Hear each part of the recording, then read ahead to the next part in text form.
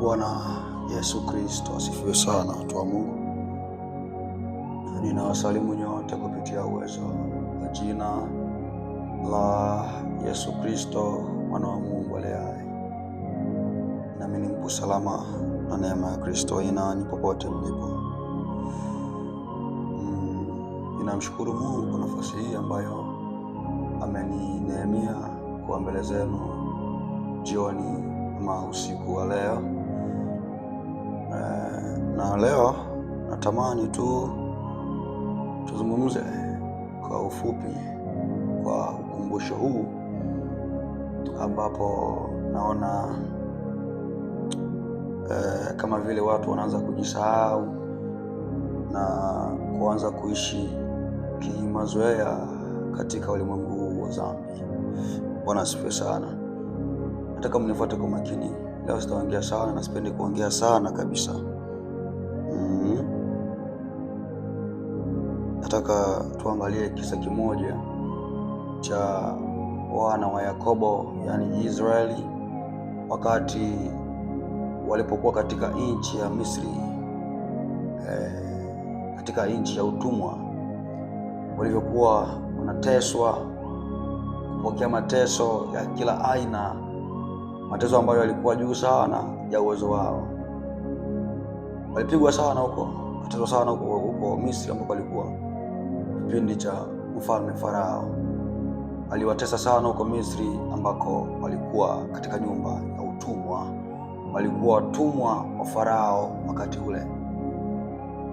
Kumbuka, Israeli walikaa pale Misri, pamoja na mateso yote, pamoja na kuteswa kote ambako waliteseka, lakini baada ya ukombozi kutokea kwa mkono wa Musa, baada ya ukombozi ule, tena ndio wale Israeli walianza kutamani kurudi Misri. Bwana asifiwe sana. Nataka unifuate kwa makini sana. Nataka niangalie kitu kimoja kifupi sana hapa, kwa sababu nazidi kuona watu ambao tunajiita walokole na wa Kristo wacha Mungu, bado tuko kwenye hali ya utumwa. Sasa nataka mnifuate kwa makini sana. Kumbuka, Israeli walikuwa katika nchi ya Misri, nchi ya utumwa, nyumba ya utumwa. Walitumikishwa kama mbwa, wakateseka sana katika nchi ile ya Farao, mfalme wa Misri.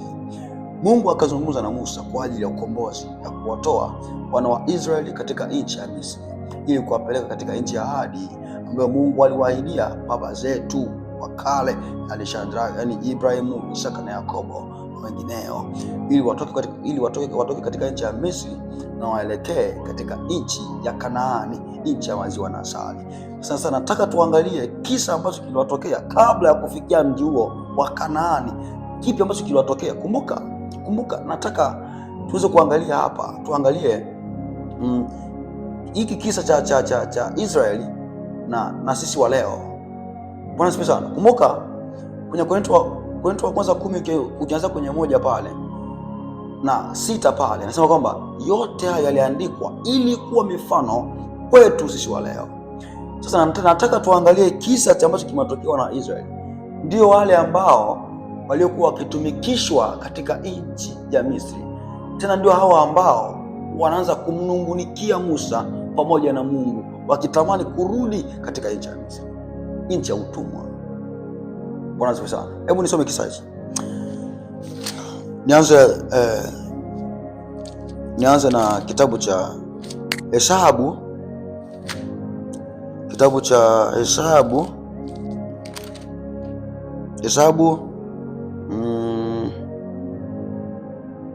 nikianzia kwenye Hesabu 14, nikianzia tu 1 pale, nasema hivi: mkutano wote wakapaza sauti zao, wakalia, watu wakatoka machozi usiku ule. Kisha wana wa Israeli wote wakamnungunikia Musa na Haruni. Mkutano wote wakawaambia, ingekuwa heri kama tungalikufa katika nchi ya Misri, au ingekuwa heri kama tungalikufa katika jangwa hili. Kumbuka, Kumbuka walikuwa katika nchi ya Misri. Kumbuka kule waliteseka sana na vipigo vya Farao, lakini tena kwenye 14 wanaanza kutamani kurudi kule katika nchi ya Misri. Kipi ambacho kiliwafanya watu hawa waanze kutamani kurudi katika nchi ya Misri? Katika jangwa walitembea miaka 40 katika jangwa, pamoja na mateso mengi katika. Kumbuka ambacho kinawafanya watu hawa waanze kukumbuka Misri ni kwa sababu jangwani walipata mateso, lakini ilikuwa ni lazima wapitie mateso hayo ili kuingia katika nchi ya ahadi. Sasa sababu kila kizuri kinagharamiwa. Sasa walifika mahala wakaanza kumnungunikia Musa na Haruni kwa sababu ya mateso ambayo wanaanza kuyapata katika lile jangwa ambalo walikuwa wanalizunguka nenda rudi, wako kutoka jangwani kwa muda wa miaka 40 na kitu. Sasa Israeli hawa wanaanza kumnungunikia Musa na Haruni kwamba ni afadhali tungelifia katika nchi ya Misri, katika nchi ya utumwa, kuliko kufia katika jangwa hili ambalo tunateseka, hatuni chakula, hatunywi maji, hatuni chochote. Ni afadhali tungelibaki Misri pamoja na mateso ya Farao, lakini afadhali tungelibaki Misri kwa sababu kule Misri tulikuwa tunakula, tunavaa, tunakunywa, lakini katika jangwa hili hatunywi, tunakula kwa bahati. Lakini Misri pamoja na mateso yote tulikuwa tunakula. Wakaanza kumnungunikia Musa na Haruni. Bwana asifiwe sana. Twende hapa. 3. Mbona Bwana anatuleta mpaka nchi hii ili tuanguke kwa upanga? Hebu angalia jinsi ambavyo wanaanza kumnungunikia Bwana. Kumbuka Bwana ndiye ambaye aliwaokoa kule kwa mkono wa Musa katika nyumba ya utumwa ili kuwapeleka wanakotakiwa kwenda, yaani Kanaani, sehemu ya maziwa na asali. Sikia hapa. Kwa upanga wake zetu, watoto wetu watakuwa mateka. Je, si afadhali turudi Misri? Hawa kumbuka tayari wamekwisha kuokolewa. Hawa wameokolewa kutoka katika nchi ya utumwa Misri na kwenda katika Kanaani, lakini kwa sababu ya majanga ambayo walikutana nayo njiani, changamoto chache ndogo ambazo walikutana nazo njiani zinaanza kuwafanya kuanza kutafakari ama kutamani maisha ya Misri, hadi kufika hatua wanafikiria kwamba ni afadhali turudi Misri kuliko kukaa katika jangwa hili pamoja na mateso yote haya. Ni afadhali turudi katika nchi ya Misri, hata kama tulikuwa tunateseka, lakini tulikuwa tunakula.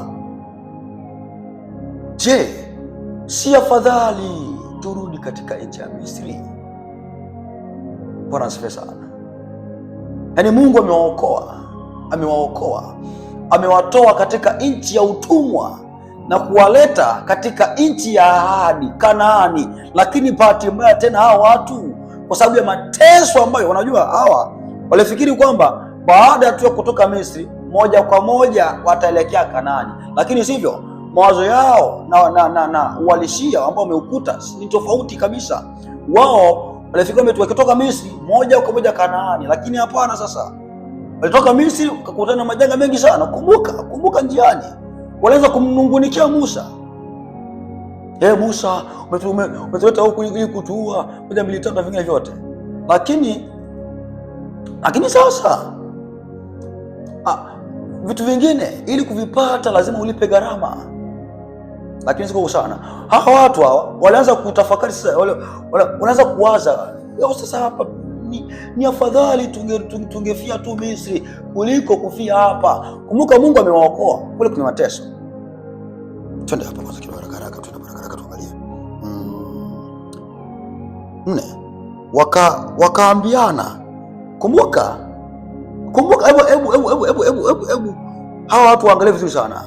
Wakaambiana, na tumweke mtu mmoja awe akida turudi Misri. Wanasema sana. Kumbuka watu hawa walikuwepo pale jangwani, lakini mioyo yao, akili zao, mawazo yao yalikuwa Misri. Ni kweli katika muonekano wa nje walikuwepo walikuwa katika jangwa, lakini akili zao, mioyo yao, mawazo yao yote yalikuwa Misri, katika nyumba ya utumwa. Walianza kuyatamani tena maisha ambayo walikuwa kiaishi Misri.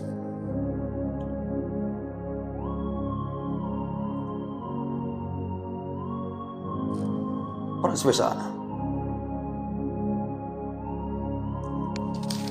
Bwana asifiwe sana. Hebu tuangalie Hesabu 11 inaanzia kwenye 1. Kisha hao watu walikuwa kama wanungunikao wakinena maovu masikioni mwa Bwana. Bwana aliposikia hayo, hasira zake zikawaka. Hebu angalia hapa, Mungu amewaokoa katika nchi ya Misri, lakini tena wanaanza kumnungunikia Bwana. Kwa nini umetotoa kule na kututia hapa kwenye jangwa hili ambako hatujui chochote ambacho ni kizuri? Si afadhali tungelirudi Misri tu kutufia kule Misri kuliko kuja hapa kwenye jangwa hili ambako hakuna chakula chochote? Bwana anaanza kumnungunikia Bwana tena. Zikawaka na moto wa Bwana ukawaka kati yao, ukateketeza katika mipaka ya mwisho wa marago. Ndipo watu wakamlilia Musa, naye Musa akamwoa. Hebu niende 4. Kisha mkutano wa wafuasi waliokuwa kati yao wakashikwa na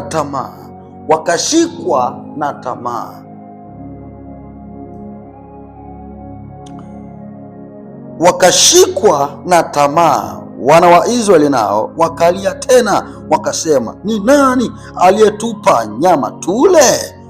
Wakasema, ni nani atakayetupa nyama? Kumbuka maisha ambayo hawa wanaanza kuyafikiria ni maisha ya Misri, kwamba hapa hatuli chochote, hatuli nyama yoyote, hatunywi maji yoyote. Si afadhali tungebaki Misri tu, maana kule tulikuwa tunakula tunakunywa, lakini hapa hatunywi. Wakashikwa na tamaa. Twende hapa 5. Twakumbuka samaki tuliokula huko Misri bure. Hebu angalia, yaani hawa wanaanza tena kuyafikiria maisha ambayo walikuwa wakiishi kale, yaani yale maisha pamoja na mateso yote, lakini wanaanza kuyakumbuka maisha ambayo walikuwa wakiishi tena pale kale, ambako ni nyumba ya utumwa Misri. Kwamba twakumbuka, yaani wanaanza kukumbuka, tulikula nyama katika nchi ya Misri, tulikula samaki katika nchi ya Misri, lakini hapa hatuoni samaki. Bwana asifiwe sana. Misri tulikula samaki, tukanywa maji. Twakumbuka samaki tuliokula huko Misri bure kabisa, na yale matango na matikiti na mboga na vitunguu na vitunguu saumu. Lakini sasa roho zetu zimekauka, hapana kitu chochote, hatuna kitu cha kutumaini isipokuwa hii maana tu, na hiyo maana ilikuwa mfano wa chembe za mtama, na kuonekana kwake kulikuwa kama kuonekana kwa bendola. Bwana asifiwe sana. Kwa hiyo wana wa Israeli walipoona mateso yamewazidia, ikafika mahala wanaanza kuyatamani tena maisha ambayo walikuwa kiaishi Misri, kitu ambacho Mungu alichukia sana. Bwana asifiwe sana. Kwa hiyo mtu wa Mungu, nataka tuangalie maisha ambayo Israeli waliishi kule Misri, na baada ya kufika jangwani walianza kumnungunikia Musa pamoja na Haruni pamoja na Mungu mwenyewe. Sasa nataka tuangalie maisha ambayo sisi tunaishi leo na maisha ya Israeli. Kumbuka, Misri ilikuwa ni nchi ya utumwa. Kumbuka hilo. Na sisi tunapookolewa tunatoka katika nchi ya utumwa ama katika nyumba ya utumwa wa Misri na kuja katika ufalme wa Mungu. Yaani tunatoka dhambini na kuja katika ufalme wa Mungu. Yaani tunatoka utumwani Misri na kuingia Kanaani, yaani mbinguni. Bwana sana. Lakini pamoja na kuhamisha makao kutoka Misri na kuja Kanaani ama mbinguni ama kwa Mungu, katika hali ya kuendelea kumtumikia Mungu na vingine vyote, wengi ilifika mahala wanaanza kuyatamani maisha ambayo walikuwa wakiaishi kabla ya wokovu, sababu ya changamoto ndogo ndogo za wokovu. Bwana asifiwe sana. Wana wa Israeli ilifika mahala wakachoka, akasema hapana Musa, hapana, si afadhali turudi tu Misri kule, tulikuwa tunakula kule Misri, tunakula samaki kule Misri, tunaoga, tunakunywa maji, si afadhali tungelibaki kule Misri tu tukae kule tu pamoja na mateso, lakini tulikuwa tunakula na vingine vyote. Na ndivyo walivyo Wakristo wengi leo. Wakristo wa leo inafika mahala wanaanza kuyatamani maisha yao ya kale kabla ya kuokoka. Bwana asifiwe sana. Yaani mtu tunamwona ni mlokole kabisa, ni mlokole, lakini akili zake, mawazo yake, moyo wake upo duniani. Na ulipo moyo wako, mawazo yako, akili yako, ndipo mwenyewe ulipo. Sababu ni kweli kimuonekano wewe ni mlokole, lakini kimawazo, kifikira, kimoyo wewe ni wa ulimwengu huu. Na ndivyo walivyo Wakristo wengi leo. Wakristo baada ya kuokoka wanashindwa kustahimili changamoto za wokovu, na ndio maana inafika mahala wanaanza kuyatamani tena maisha ya Misri. Inafika mahala wanatamani kuishi sawasawa na watu wa mataifa. Bwana asifiwe sana. Sababu tu ya changamoto za dunia hii, sababu ya kutokula vipendezavyo machoni pao. Anafikiria kabla ya kuokoka alikuwa anapaka makeup, anapendeza, anasifia kwamba ni mzuri, anapendeza, lakini baada ya kuokoka hapati sifa yoyote kwa watu wowote. Bwana sana. Yaani baada ya kuokoka hapati sifa yoyote. Nafikiria makeup, naanza kufikiria kuvaa vimini, nafikiria kunywa pombe, nafikiria uzinzi, nafikiria uasharati, nafikiria vingine vyote. Bwana asifiwe sana. Nafika mahala watu wa Mungu walokole wanaanza kufikiria maisha yao ya kale. Ndio inafika mahala tuko nao kwenye Ukristo, tuko nao kwenye ulokole huu, uchamungu huu tulionao, tuko nao, lakini wengi wao mawazo yao, mioyo yao ipo duniani. Kwa asilimia, kwa mfano wana wa Israeli, ni kweli Israeli walikuwa katika jangwa lile, ni kweli, lakini mawazo yao, akili zao, mioyo yao, kila kitu chao kilikuwa kilikuwa Misri. Ingawaje miili yao haikuwa katika Misri, lakini mawazo yao, akili zao, vingine vyao vyote vilikuwa Misri. Na ndivyo walivyo Wakristo wengi leo. Wakristo wengi leo ndio tunaona ni walokole, wanakuwa ni ibadani, ndio kweli, lakini akili zao, mawazo yao, mioyo yao haiko kwa Mungu, iko duniani kwa asilimia kubwa. Bwana asifiwe sana. Tupo safarini kutoka duniani, kutoka katika ulimwengu huu kuelekea Misri, kuelekea Kanaani, mbinguni. Kumbuka wale Kanaani yao ilikuwa ni nchi ambayo Mungu aliwaahidia kwamba wataingia huko.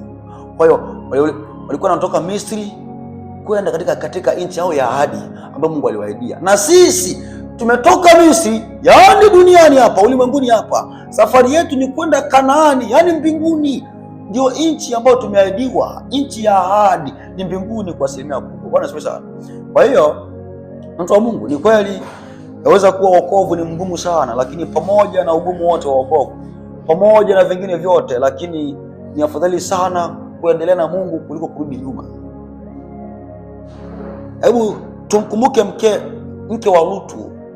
Wakati Mungu inafika hatua Mungu alipanga kuangamiza Sodoma na Gomora, Lutu akapata neema machoni pa Bwana pamoja na mkewe. Sasa akapewa shauri kwamba usiangalie nyuma, nenda huko, lakini usithubutu kuangalia nyuma. Ukiangalia nyuma umekufa. Lakini mkewe Lutu hakusikia, akapiga hatua, akaangalia nyuma. Ile hali ya kuangalia nyuma ni kitendo cha mkewe Lutu kuanza kuyatamani maisha ya Sodoma. Nasibu sana. Mkewe Lutu ni kweli ametoka Sodoma kimuonekano, lakini kimawazo moyo wake ulikuwepo Sodoma. Na ndio maana waweza ukawa sehemu, lakini moyo wako, akili zako, vingine vyako vyote haviko pale, ila mwili wako upo.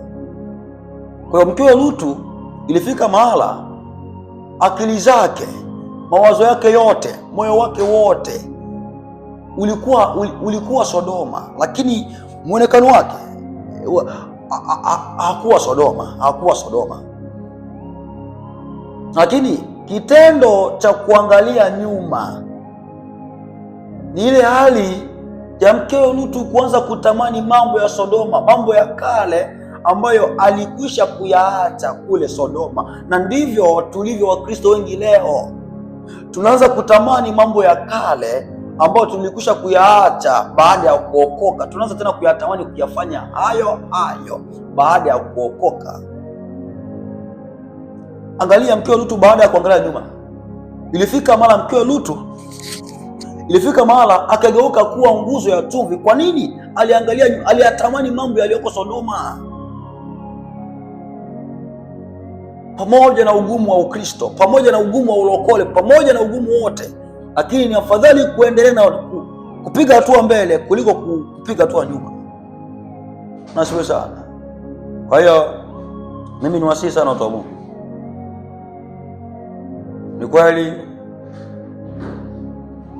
kuna ugumu kwenye Ukristo, ni kweli ugumu upo, kwa kweli ugumu upo, lakini ni afadhali sana kupiga hatua mbele. Israeli ilifika mahala namnungunikia Mungu na Musa na wengine wote kwamba je, si afadhali turudi Misri?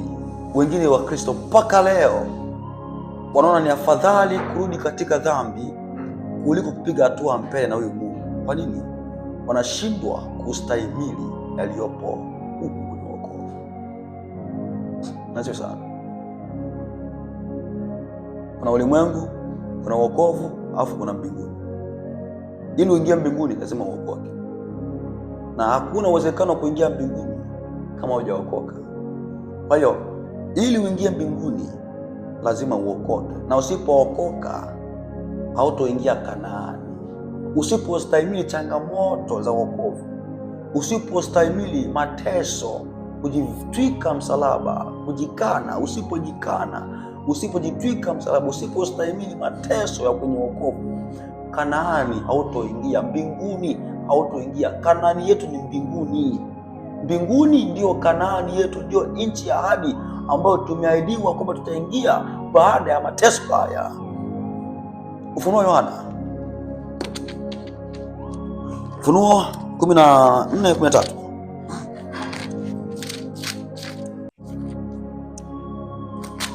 Yohana 14:13, tunaangalia semaje hapa. No.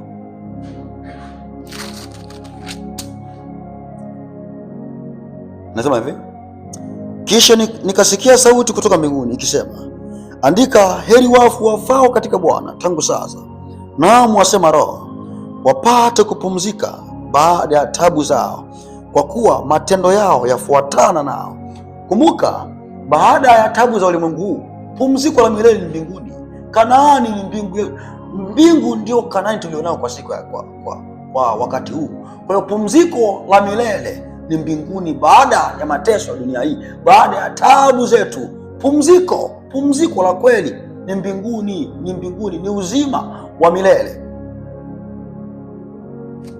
Bwana asifiwe sana. Kwa hiyo mtu wa Mungu, pamoja na kuchoka, pamoja na taabu, pamoja na mengine yote, lakini ni bora sana ukaendelea mbele kuliko kurudi nyuma huko Misri. Huko ni nchi ya utumwa hiyo. Hakuna faida yoyote isipokuwa faida ya kwenda jehanamu peke yake. Ulimwenguni hapa hakuna faida yoyote isipokuwa faida ya kwenda jehanamu tu. Ulimwengu huu, unajua baada ya Israeli kutoka kwa nchi ya utumwa,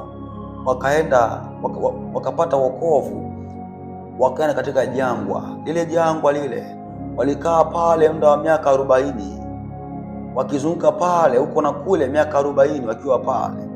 Na sisi kuokoka, unapookoka hautoki duniani, hautoki ulimwenguni hapa. Ulimwenguni huu hapa duniani, ulimwengu huu ni mfano wa jangwa ambalo lipo tunazunguka hapa, tukiyastahimili yaliyopo hapa katika jangwa hili. Ulimwengu huu katika jangwa hili, tukistahimili yaliyoko hapa katika jangwa hili, pamoja na wokovu, mbingu Kanaani tutaingia, ambayo ndiyo mbingu, nchi ya ahadi.